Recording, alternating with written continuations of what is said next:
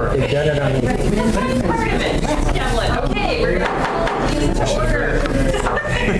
Giving you a chance. This is just so everybody knows we're in the right room, this is the June meeting of the AMATS Technical Advisory Committee. Yeah, it's all You can believe it's the 13th of June. I don't know if I really believe it. I know. I know. So we're starting a little bit late. I apologize. You didn't have it yet. I know, I didn't have my gal. I'm gonna actually start here. What? I forgot.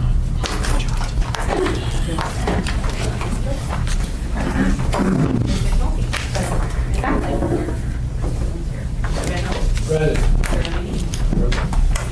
I am present. Mr. Linnell. I'm present as well. We do have a quorum.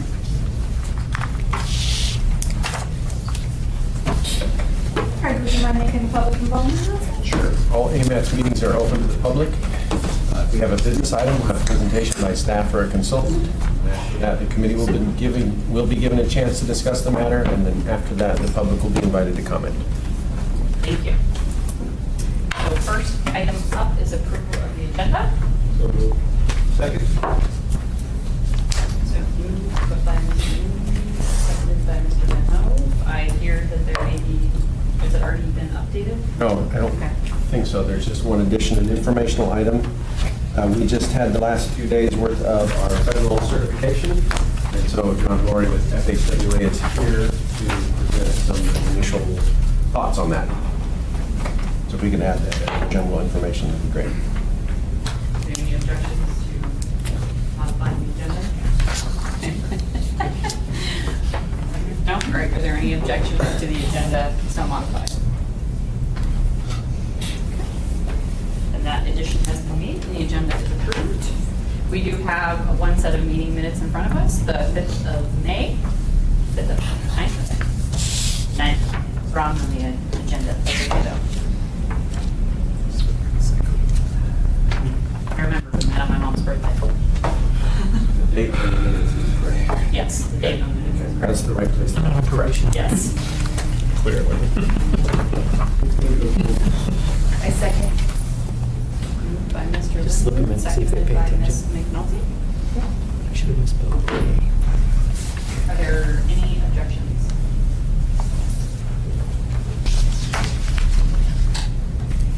Hearing none, those minutes are approved. And moving right along to our business items. So before us today, we have the 2040 MTP technical memorandum number 3. Thank you, Madam Chair. So I'm Vivian Underwood with AMATS for the record.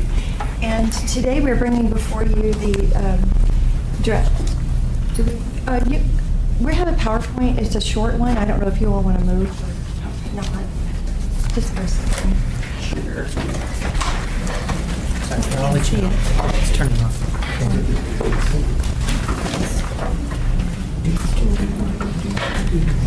Sorry, I did the PowerPoint. I think you need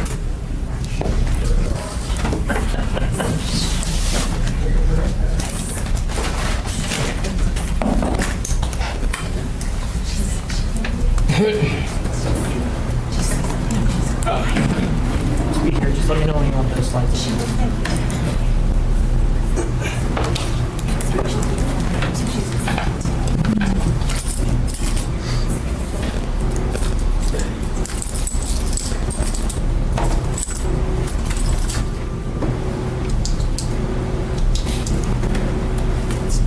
Slowly coming on. sound like a cat. I know. It does. We'll do that. You must not live near the airport. The room's not. Is that right? Yes, we It's still here. Oh, Oh, come on. Contact. Okay, so today we're bringing before you a technical memorandum number 3 for the 2040 Metropolitan Transportation Plan.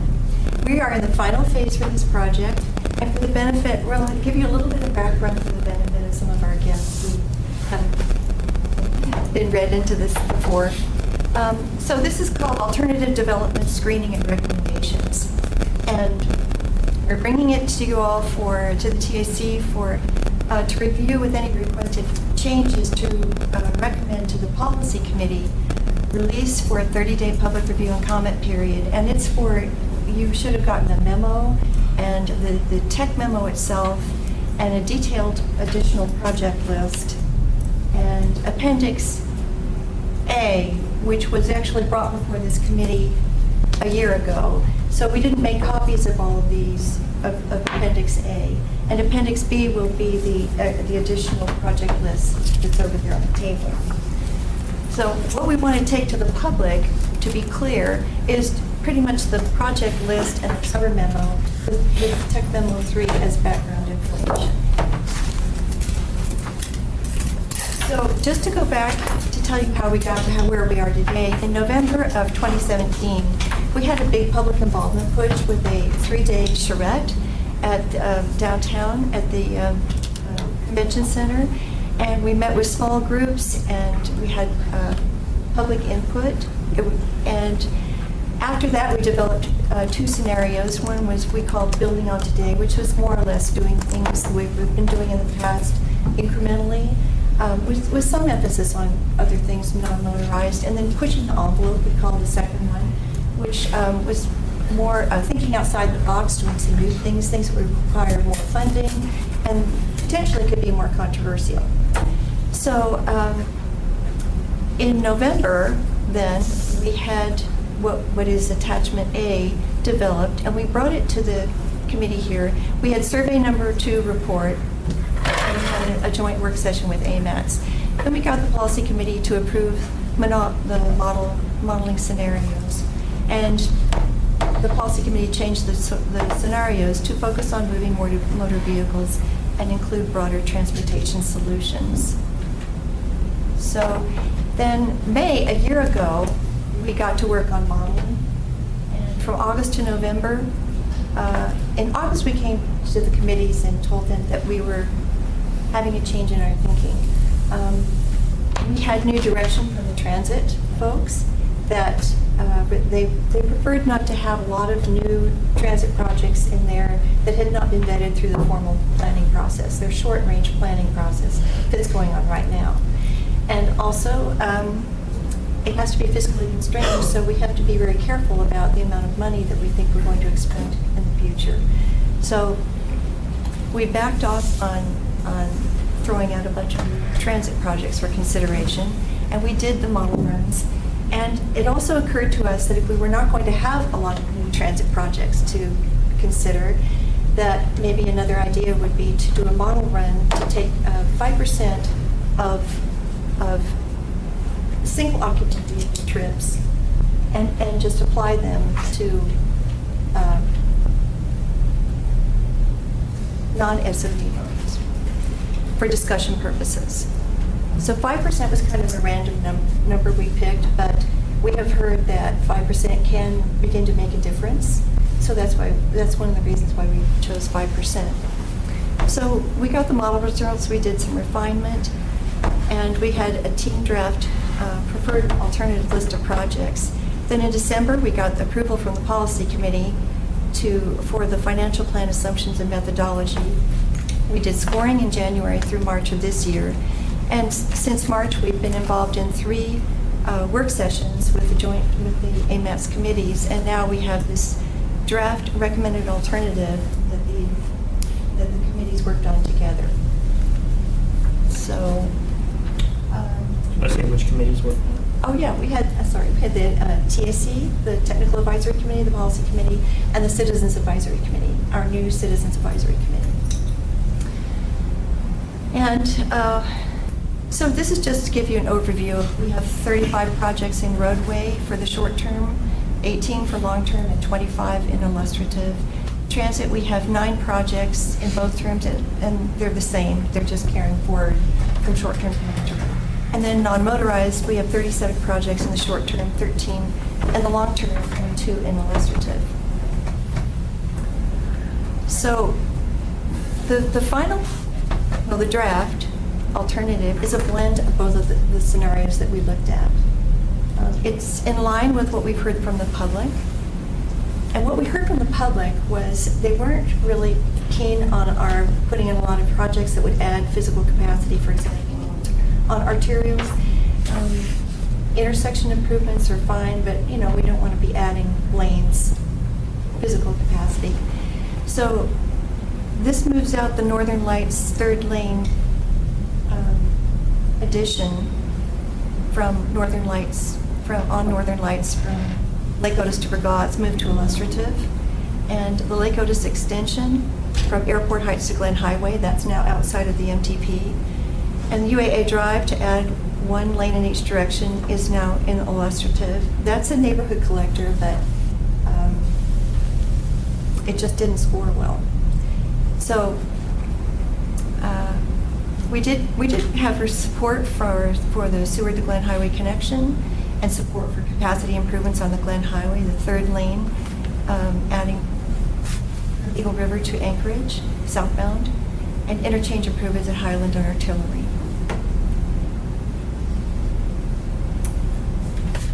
Sorry, really quickly, that third lane is just the portion from the Artillery interchange to just past the bridge where it becomes 3 lanes already. So it's that gap that's existing that they're working on right now. So one thing that I'm really happy to report is that we actually have a lot of the things, the new things that are new for Anchorage, in the recommended draft that we ran by the public in survey number 2. We're doing these things. The Northern Lights reduction from Minnesota to Seward, to make room for motorized and non-motorized improvements. Minnesota Drive multi-way boulevard study, the Fireweed Lane road diet, and I don't have to read all of those, but all of those projects are things that we had vetted with the public.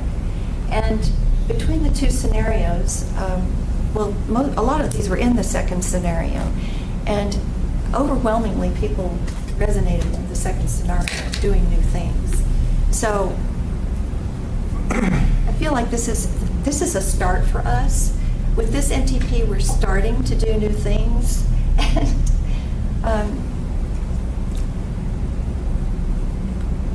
so we can always expand later, but I think to do some of these things, especially the multi-way boulevard study on Minnesota, is encouraging. It's the next one. Did you want to go on this, or do you want me to do? Do you want me to do these? Or? Oh, yes. So I'm going to turn it over to Aaron. He's going to talk with you about the Changes that were model made. results. So these are just the changes from the work session. So did you want to do that, or do you want me to run through them real quick? Well, I can. That's all right. So these are the changes that we made during the AMATS session. So we moved the Glen Highway to Highland Road interchange from long-term to short-term.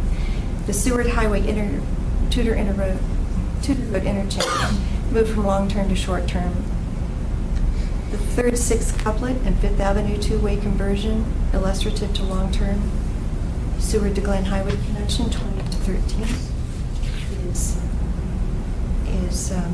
moved from illustrative to long-term, and it's linked to number 317 in illustrative. So this is really a key project. We realized that it would be the benefit from adding the Seward to Glen Highway connection is huge for the whole network. And unfortunately, it does mean moving other things out. So we're going to go over that in a minute. But that's, we had support for that project, and we feel that it's justifiable. And then Chester Creek Trail riding is moved from illustrative to long-term. So then things that were moved out to a later time frame are sort of in line with what we heard from the public as well. Except for the first one. Glen Highway HOV lanes had a lot of support from the public, but we were advised by DOT that they would rather not do that first, because it doesn't make any sense to improve the main lanes, bringing people into town when we don't have the Seward to Glen Highway connection here in town. So it just make things worse. So the Lake Otis Dowling Interroad intersection, which would basically blow that intersection out, is moved out to illustrative. Raspberry Road reconstruction's moved to illustrative. The Coastal Trail extension also. And then Birchwood Loop Road improvements is completely out of the MTP. We had 3 projects that were moved from roadway to non-motorized because these projects are seen to benefit non-motorized users more than roadway. And those 3 are the fair. And then we changed the Minnesota Drive 36th Ave and Spinard couplet to a study.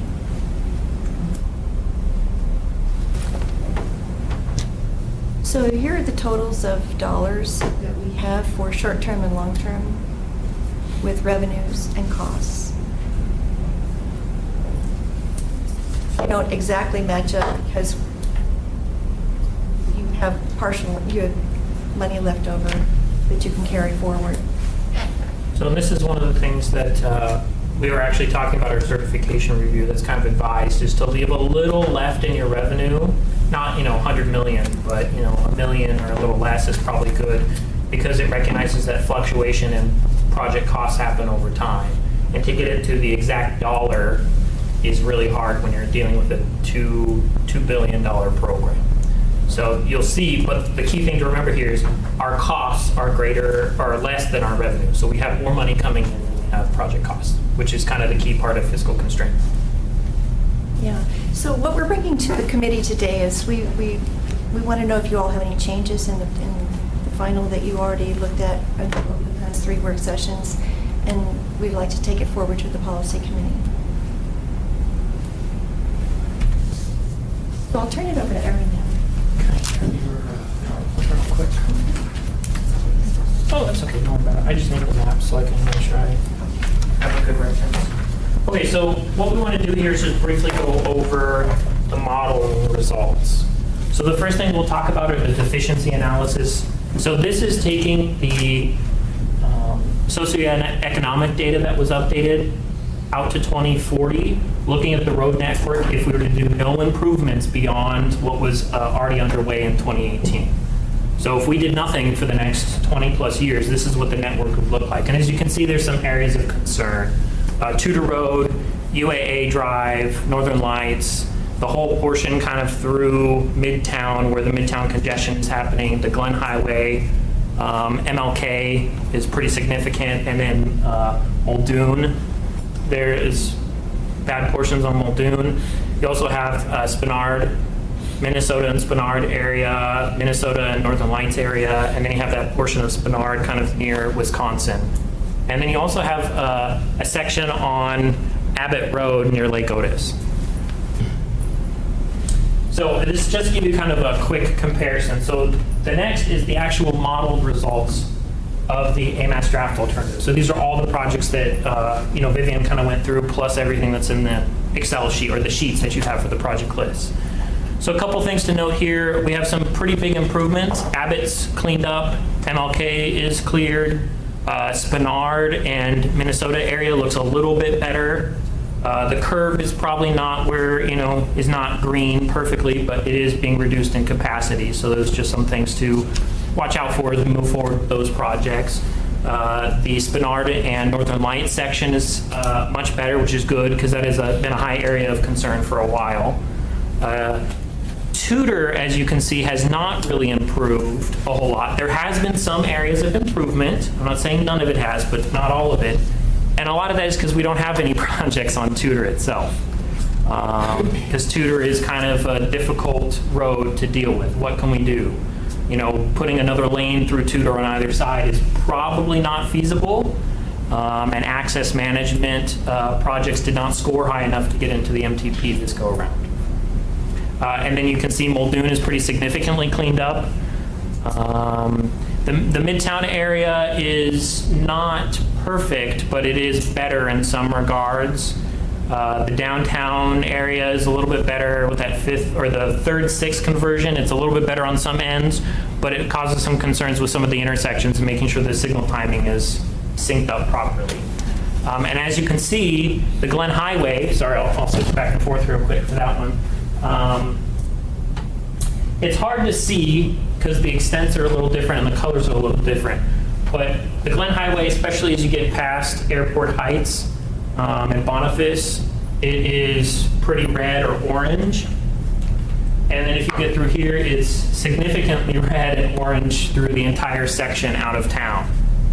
A couple reasons for this. We have the Midtown Congestion Relief Project happening with the Seward to Glen Highway portion happening, so it's drawing more traffic along that route in and out of town. And we don't have any improvements on the Glen Highway for the main lanes or an HOV lane. We do have improvements on the interchanges further out, and I can show you that change here in a second. So any questions on the Anchorage Bowl area? What accounted for the improvement on Muldoon Road? Just shifting it? As far as we can tell, it's shifting of traffic from Muldoon to the Seward to Glen Highway. When we talked with our modeler, he actually said that the model itself was running lower than what they thought it would be acceptable for the amount of traffic. So we increased the amount of traffic on Muldoon, and it's still showing green in here.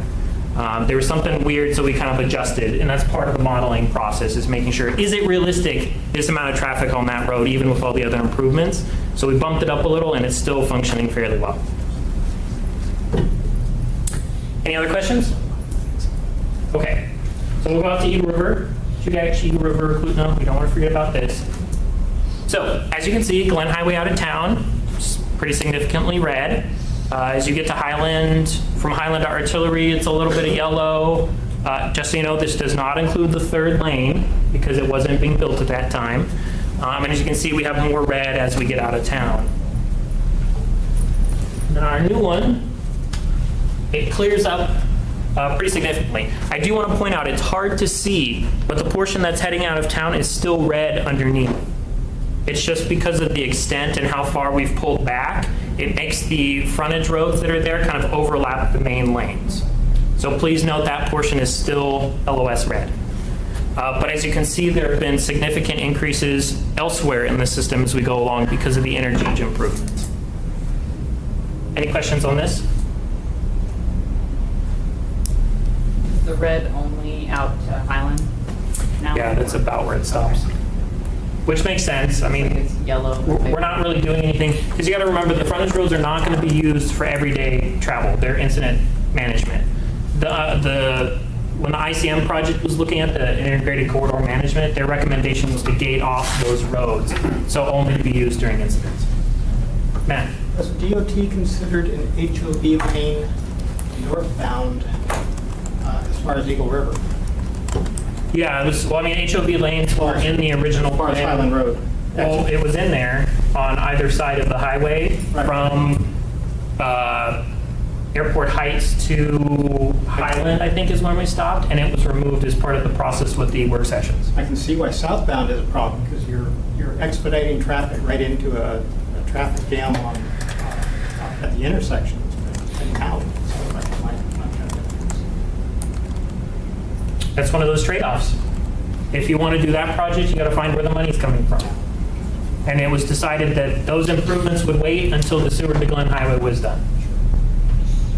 And, you know, just so everyone knows, what that means is that's a long-term look at things, because the Seward to Glen Highway is a long project, long-term project. And you also have to think about return trips. I mean, people don't just go one way. No, but there does seem to be a greater traffic density at the 5 p.m. hour than there is, well, okay, I shouldn't say that, but a slower moving traffic exiting than there is coming in, it seems. I mean, the recommendation would be, if possible, to do them at the same time so you can get it done. Sure. Even though it's expensive, you might want to chunk it up. Okay, any other questions on the modeling results? Okay. And then I think there's overall questions, if you have any, for Vivian. So just to put this in perspective, we'll have a 30-day public review period for the list of projects. We'll bring it back to the AMATS committees for review and approval to move forward and develop the public review draft. We've already been working on the public review draft. We expect to have it out in the fall sometime. And then it'll go through the review and adoption process in 2020.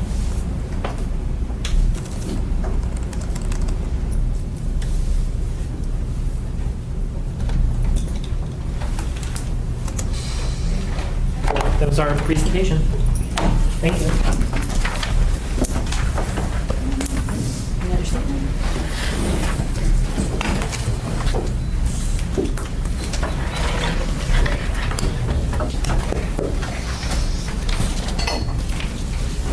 Are there any questions from the committee on what we just saw?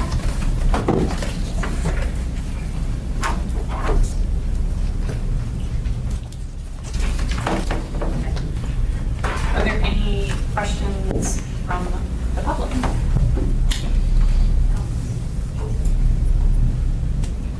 Please state your name for the record. John Weddleton. So I need $175,000 as my share of a quiet zone railroad project this summer. Where is it? Someone? There's no funding available. I don't know if there's any money here. I'm thrashing in the weeds. We wanted the railroad to come up, and they said no. Someone's supposed to go meet me. Like, we don't even have tables in front of us to be able to do that here. Okay. Well, can I answer? Theoretically, if we want to add a new project, we should put it through, should have gone through the scoring process. Yeah. And we need to follow our process. We were reminded of that this week by the Federal Highway Administration. So I appreciate that.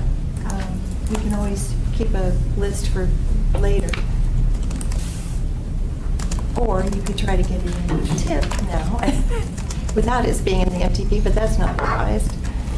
We might. Sometimes things come up off our public process. Any other comments? Okay. Just you know, the record shows that Mr. Stipchick arrived. Oh, yeah, 2:37. Sorry, I wrote that down, and then I forgot to. Thank you, Craig. Okay, so just to make sure that we have it, so right now the request before us is to review and forward 2040 Tech Memo 3 to the policy committee for approval and release of this information for a 3-day public comment period. Okay. Do I have a motion? Yeah, I will move to forward the 2040 Tech Memo 3 to the Policy Committee for approval and release for 30-day public review comment period. Do I have a second? Yes, a second. Moved by Mr. Manzo, seconded by Mr. Leamy. Is there any discussion? Questions? I know it probably seems awfully quiet to a lot of people in the audience, but we did have 3 2-hour-long work sessions on this. So we've invested a lot of time in this kind of not sitting at this table, but looking over this. So are there any objections to the motion? Hearing none, we are so moved. Thank you. So next before us is project and plan updates. So I'm going to guess for the 2040 MTP update that we're going to have a tech memo going to the policy committee. Breaking news. I know, breaking news. As long as I mean, Madam Chair, if I may. So one of the main objectives of this MTP update was to have it be objectives-driven, performance-based. And that's really important. And you recall that we updated the congestion management process in 2015, along with the ITS architecture, and you had an implementation plan. Well, this congestion management process update looked at all the performance measures. They recommended new performance measures, and they provided strategies in there, and they had some evaluation of the effectiveness of those strategies. Then with this MTP update, HDR did a gargantuan effort and took all of those performance measures that we've ever used and put them all together in this amazing table. They relate, and they for each objective. So we have goals, objectives, and performance measures. For every single objective, they either provided the performance measures that we're already using, that already came from the congestion management process, or that's a new federal one or a new one that they were recommending.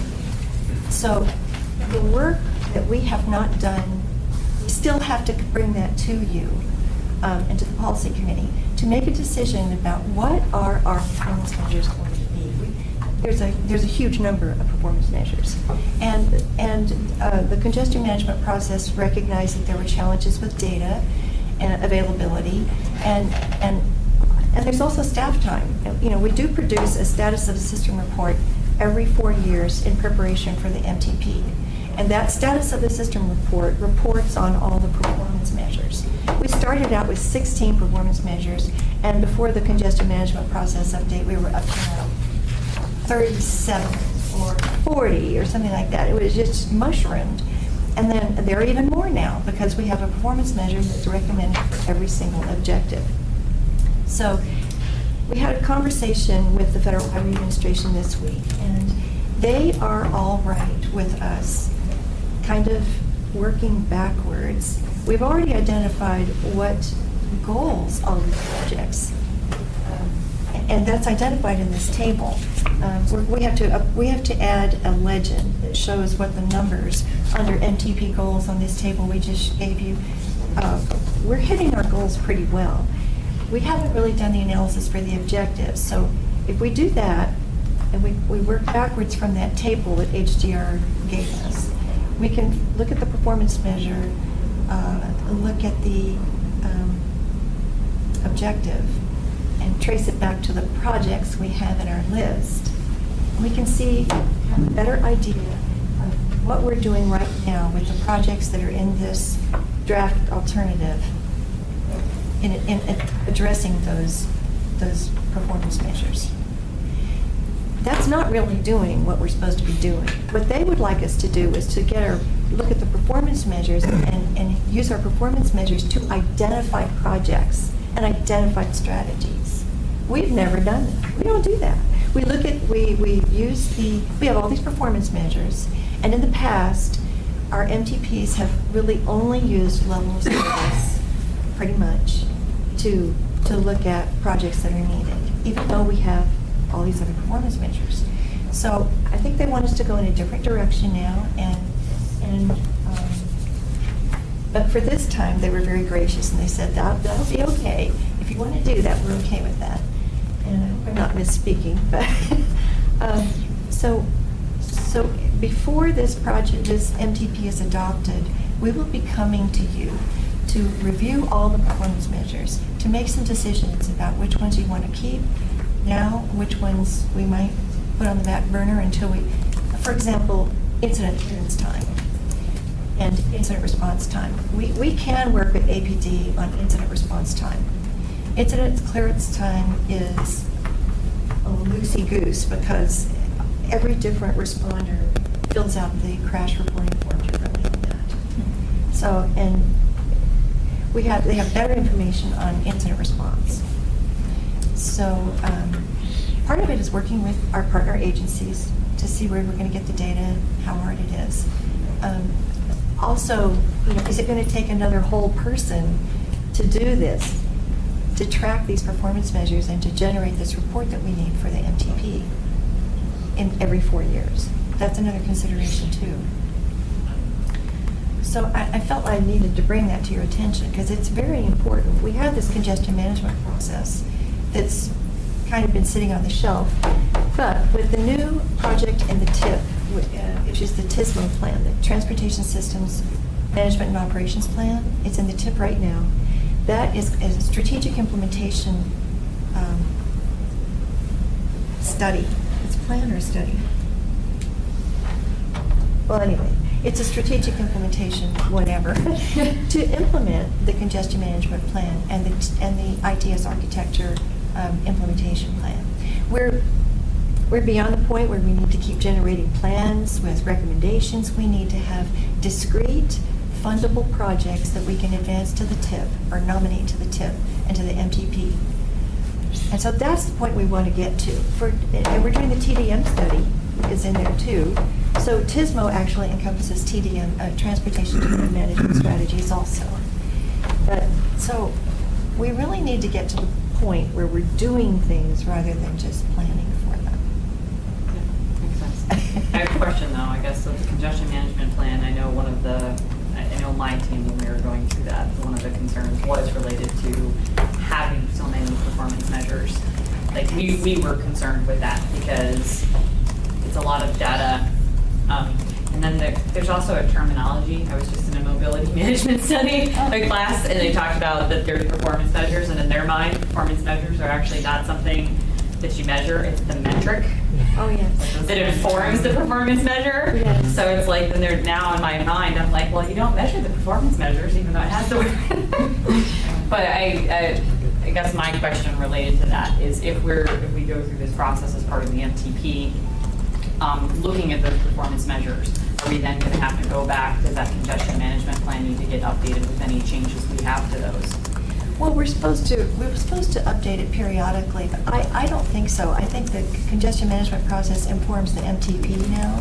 Okay. And So if you update the MTP, honestly, when you go back to update the congestion management plan, it will feed back into that, and you'll update and revise based on the MTP. right. Okay, makes sense. And I think this will close, I know that FHWA has a concern about this. They did bring it up this week. And it was in our RFP that this MTP would be objectives-driven, performance-based. You know, it's all over the place. That was our intention. But we've actually never done it. We've never done it that way. And I listened to a webinar that it was supposed to talk about how you use your performance measures to identify strategies, and Atlanta was on the line, and somebody asked them about it. I said, well, it's really kind of hard to do. And I thought, well, maybe there's room for improvement, there's room to learn, and perhaps we can get some guidance from FHWA about best practices. Well, I mean, I don't want to say relatively new, it's been around since MAP 21 now, right? Okay. But it's also target setting. Okay, so here's another thing. We don't weight our goals for the MTP. 6 goals. But I think with the policy committee, you all may want to have a conversation, knowing what we have to measure for the federal ones, also the other ones we want to measure, that you all decide on in that summit we need to have. And then how to change the scoring criteria also to reflect those priorities. Right? That's a big deal. That's all related.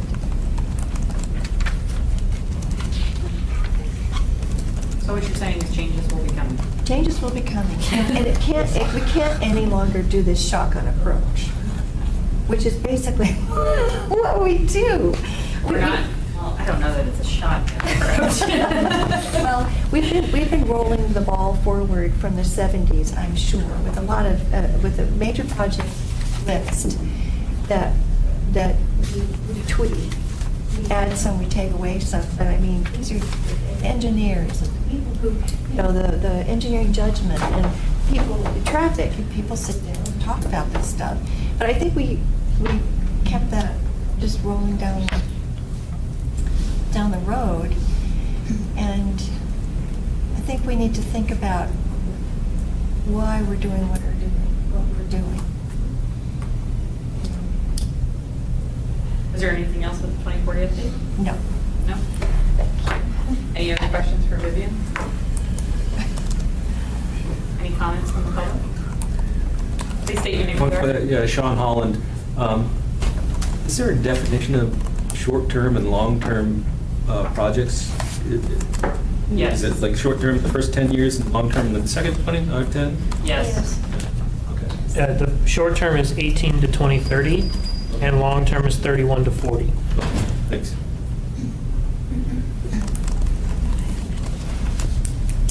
And we'll make sure to put that out so people know when it's that. It's probably in there. Is it not, I guess, is it not specifically in what you were looking at? I was going to say, it's probably in there, I'm just too lazy to look. Thanks for being honest.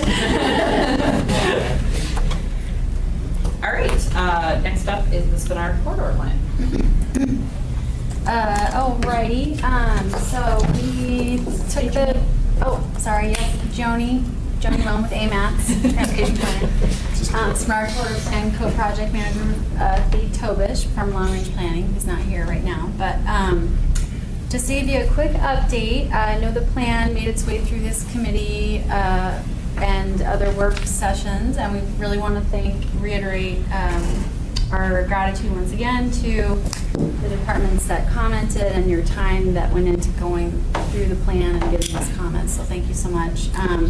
We were able to come to good consensus after several work sessions. We met with you all, we met separately with DOT and traffic and the railroad, and we feel our consultants did an amazing job of integrating your comments into the plan, and so finally we were able to move that forward. If anyone has questions on the majority of the things that we just incorporated, I have a few details on those, but the long and short of it is we've got the public review draft out for review. It'll be available till July 19th. It's on the AMATS website.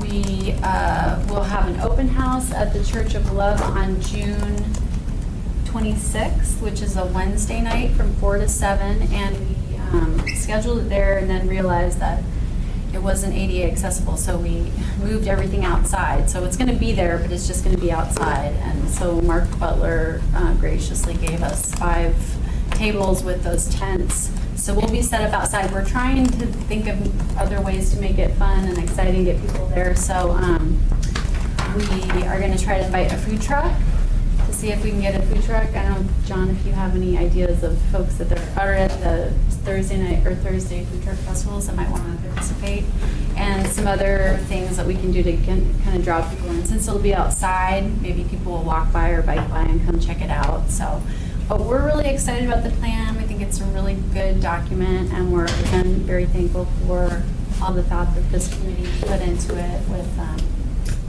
with your recommendations. We think it'll be really a good document, and it's great to have something that's joint land use planning and transportation planning to move forward with as our first time doing that. It took some extra time, but we think it was worth it, so thank you. And any questions on that document for me? From any of you? Questions for Kay? Any comments from the public? No? All right. Thank you, Joni. Sure. So yeah, if you didn't hear that, I'll reiterate that it is open. The public review draft is available until July 19th. So if you have any additional comments as the public, please take a look at that. And your open house is later this month, June 26th. Thank you. So next item is the general information item. We have our FHWA representative. Yes, we do. Mr. John Laurie is here. John Laurie, Federal Highway Administration, as you know. And there's a federal requirement that there's a joint review of the larger MPOs every 4 years. So Federal Highway and Federal Transit did a review of AMATS, certification review. This is the year it was due, so earlier this week, we met with AMATS staff, and I'd like to thank Craig and the AMATS staff for the frank and open discussions that we've had this week. We really appreciate their forthrightness, and they're a good group. And we did identify some areas for improvement. First, during the discussions, it came out that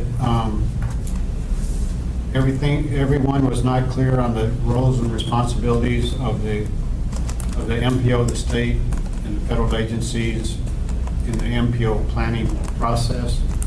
So there needs to be some education or training on the roles and responsibilities of the different groups, and it all fits into the 3C planning process. So that's one item. The second one, we reviewed the MTP. In our review, was focused on the current approved MPP, which is the interim 2035, because that's the one that's in place now. And that plan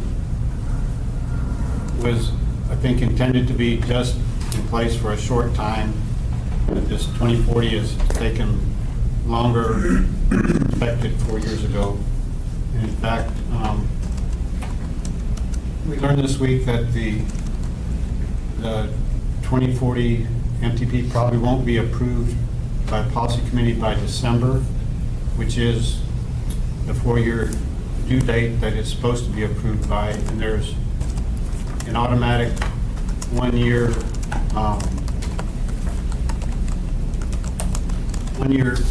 interim period allowed.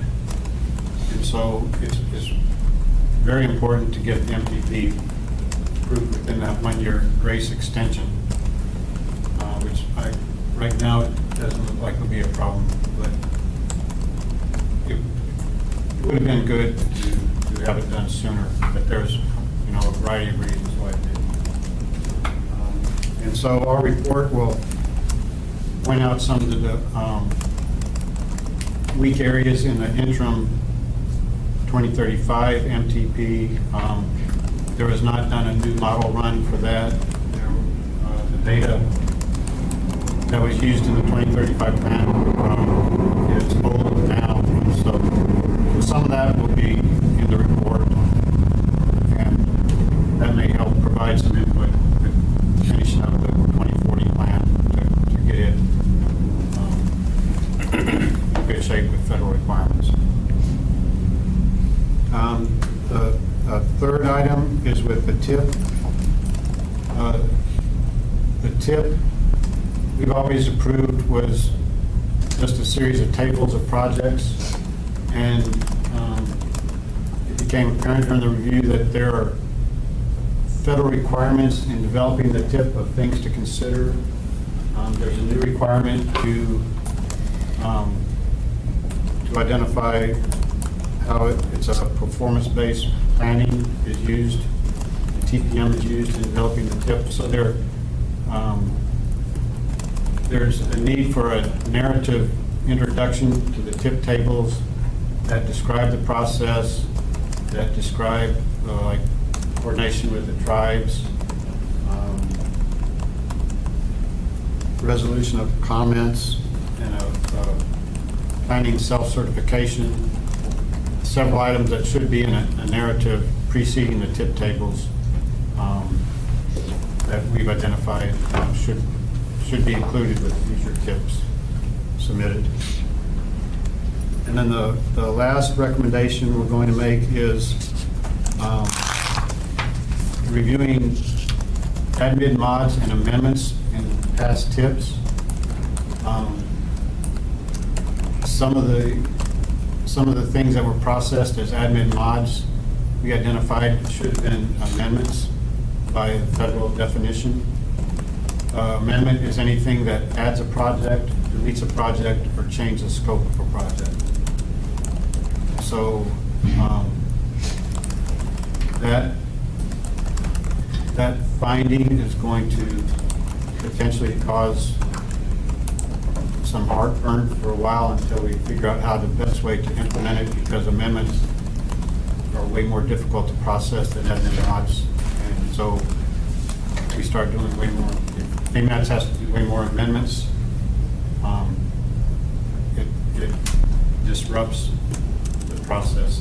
But what we do, it still has to be compliant. So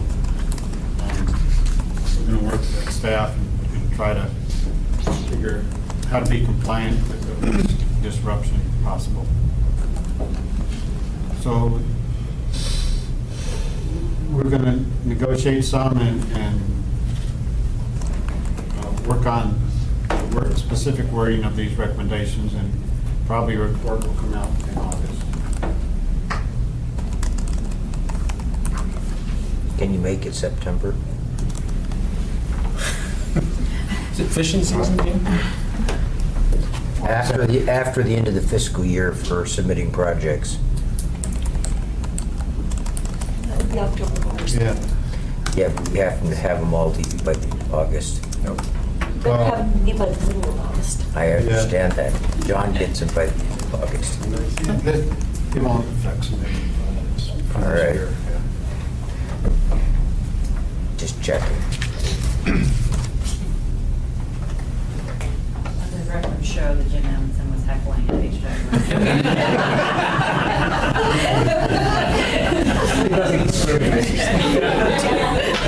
That's in every set of meetings. I know. You didn't identify yourself for the record.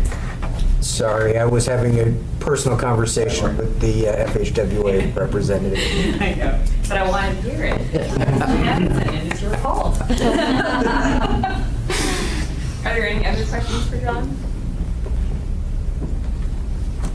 Yes, I'd like to know the significance of a MTP amendment versus a admin mod. Does that mean having to reapprove at all phases of the approval process from through all the AMATS committees and go back to assembly for approval? I believe that's it. This time? Well, The tip, Well, yes. admin mod refers to the tip. Tip, right. We either do an update to the MTP or add an amendment. So, major amendment to the MTP. So the admin mod is just for the tip. But when John was saying some of the admin mods should have amendments, I That was to the assume tip. For the tip. That's for the tip. Right. Yeah, so a major amendment to the tip requires us to go through the assembly and do the assembly process.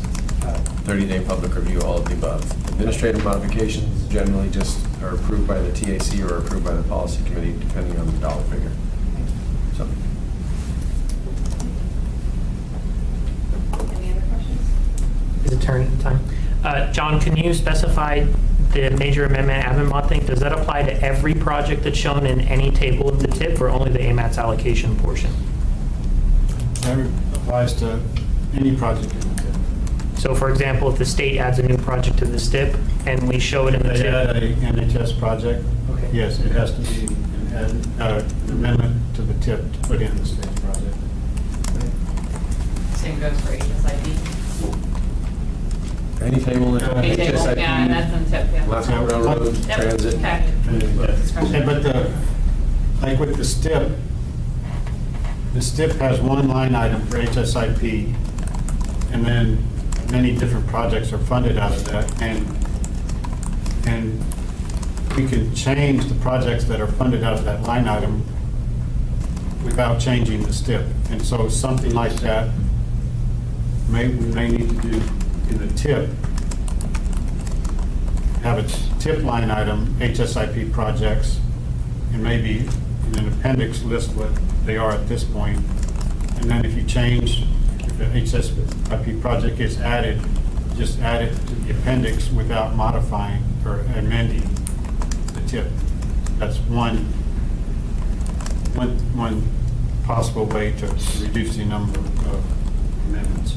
Okay, so as long as the dollar item and the HSIP and that funding item didn't change, yeah, you could have the appendix and just amend the appendix. Okay, all right. Any other questions? Are there any comments from the public?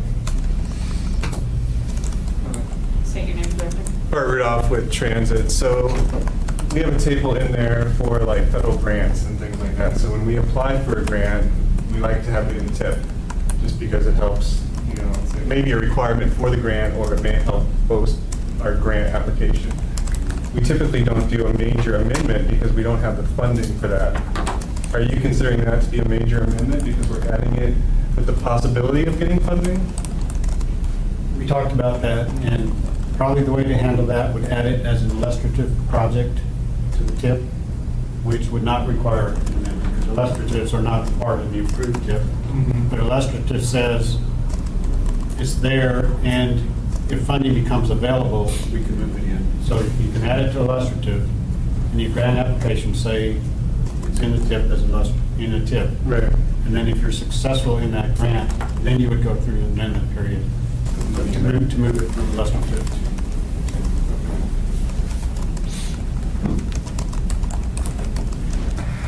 Sorry, Jamie Alton, Director of Transportation. I was just wondering if it would be of interest just for us in that situation to already plug in those potential funding sources and the types of projects that are eligible. We know what are eligible projects for any of those sources, and that they just live there, and then potentially, like you're saying, in the illustrative column, or if in the year that we anticipate applying for them, if they could be plugged in when we're building it to, I guess. Yeah, you can always add them as illustrative. If you want to add them now, I know there's Yeah, a handful of Yeah. opportunities coming up. yeah, you have to show the funding is reasonably expected. So look at your history of being successful on those kind of grants or something. You can't just add it based because you're going to apply for a grant. You can add it if you're reasonably expected that you would be successful for fiscal constraint purposes. So can I follow on? I've got a question just because I'm trying to process on my brain. So say you have it in the illustrative Yeah. and you're successful in the grant, Yes. but it's, and I guess this is part of the question of how we can make the process, because if you have to go all the way back through the TAC, policy committee, 30-day public review, through the assembly sort of thing, if you're nearing the end of the fiscal year, I guess, and when that money is supposed to be expended, I mean, are we ever going to be in a position where we're trying to get it within the act, that you're going to run out of the ability to use funds? That's correct. That's where we are. Yeah. Okay. We'd have to start setting timetables of when we can do major amendments It's the actual number. and a cutoff date, and if you get asked for something past then, it's too late. Yeah. Because we were looking at how can we shorten it, because it's about a 6-month window to do a major amendment just for our side, and then sending it over to the state for inclusion in the STIP. When we were talking about it, it was 3 to 4 months on its own. So that means we have maybe one major amendment a year, unless we can somehow shorten it. But on our side, if by ordinance that we have to go back through the assembly and in our operating agreement. So in that situation, if we're awarded a grant, we then have to begin the TIP process, just so I'm clear. We then have to begin the process to get that money approved, to be able to apply to FDA or FHWA, to then be able to draw the funds down, to go back through the assembly process, to be able to spend them, Well, to then start the project. sorry, I'm not clear. Do you guys have to have your funds expended the year you apply for it, or do you just have to send a request to FTA for the funds? So we get the grant, FDA says, you just got $4.2 million. So then we take and we reapply to FTA. This is how it works currently. Yeah. We reapply to FTA and say, okay, here's our application to draw down, to be able to draw down these funds. And so concurrently, what we try to do is go through the assembly process to get spending authority. So what this is going to do is add basically a year on to this process before we can even start a project. Essentially. So a point of clarification as well. John, do these rules apply to all tables in the STIP? Or Yes. even the non-fiscal constraint tables? Every table Well, we did. every table is I just. said STIP, I meant, so I meant TIP. Yeah. Yeah. Well, one of the other kind of minor observations we made is that the TIP should include, as an appendix or something, including a tribal TIP, just for information. But for any of the other TIP tables, adding, deleting, or changing the scope of a project would be an amendment. Along with a major cost change, right? Yes. Yeah. And we have to set thresholds for that and stuff, so, yeah, it would apply to every table. That's why one of our recommendations is, the back table that has stuff that's outside the AMATS area is to be removing those from the tip, to not show that table anymore if possible. Got it. Yeah. Because they're outside the AMATS area, it's a Turkic Arms. It's a Turkic, yeah, exactly. It's outside the AMATS area, but we show them as informational, I guess. You could always do an appendix to appendix. show. Well, those tables are in the STIP, right? That information, those projects are listed in the STIP, aren't they? Each individual project. Yeah, outside Outside the AMATS? Okay. So, Bart, did you have a follow-up? Yeah, so if the TIP has to show regionally significant projects as well that are outside the AMATS funding scope, so like NHS project goes through a STIP process, then it also has to go through a TIP process? Yes. So it's like a double process. And then what happens if AMAT says no to an NHS-funded project that the state is trying to fund through the STIP? That is within the authority of AMATS to do that. That's part of what I mentioned at first, the roles and responsibilities in the 3C process. Yeah. Yeah. Hey, So what happens if the project has already been started, John, and they decide to cancel inclusion of the TIP after review? then you've got to pay back.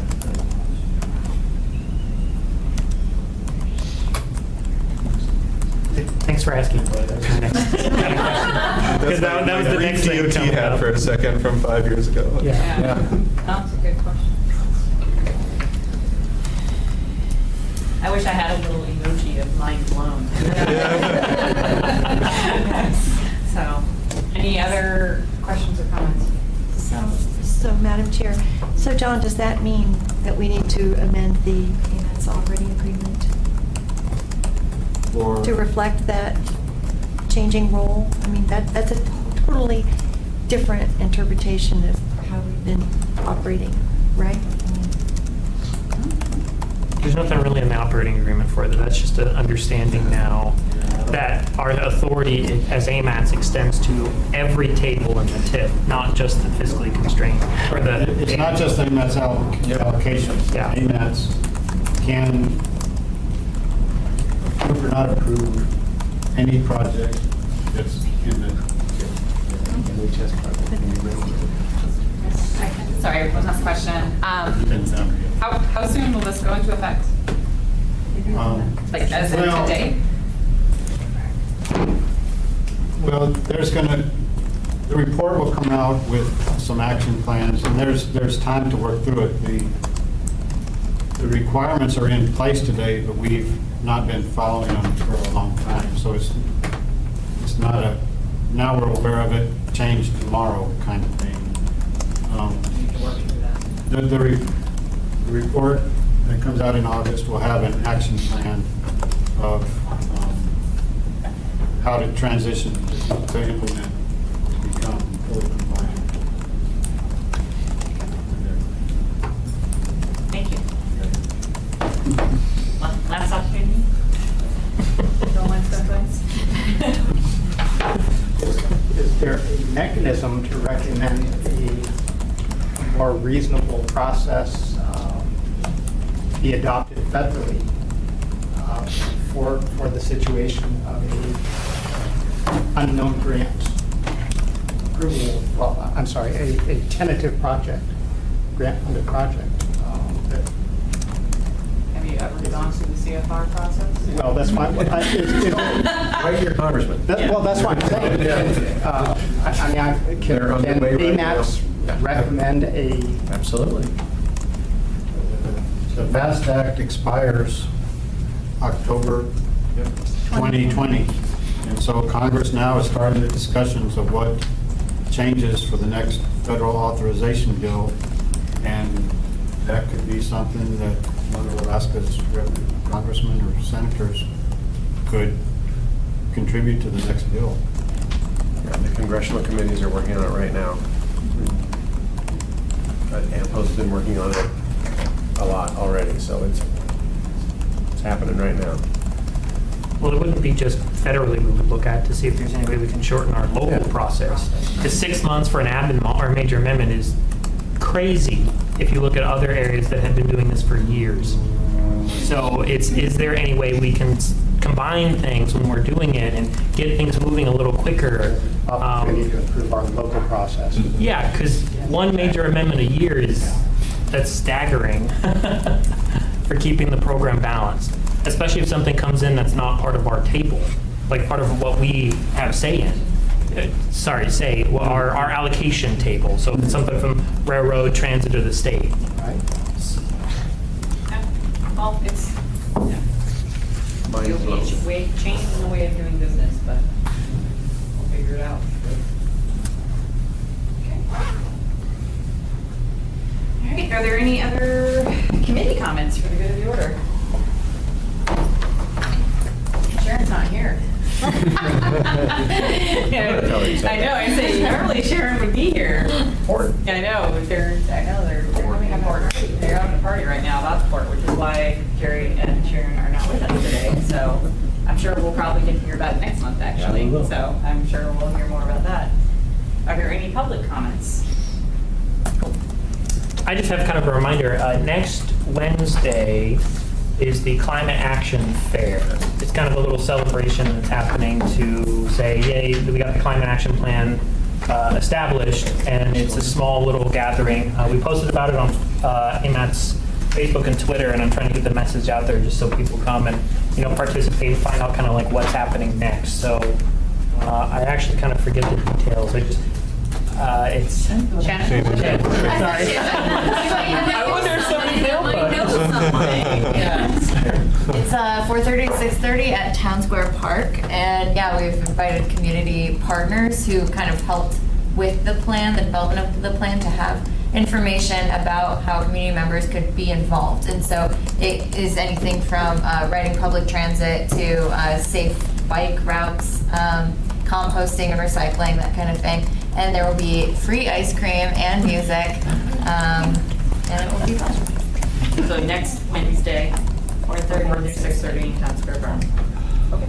I'll be there taking pictures, so if I see any of you, you're going on the Facebook page for AMAT, so just remember that. Look, our committee members are being involved in the community, so. Now I'm going to have to stay home. If you wear a mask, I will make sure not to take any pictures, so just let me know. Are there any other public comments? No? All right, then I can use my wooden gavel. This meeting is adjourned.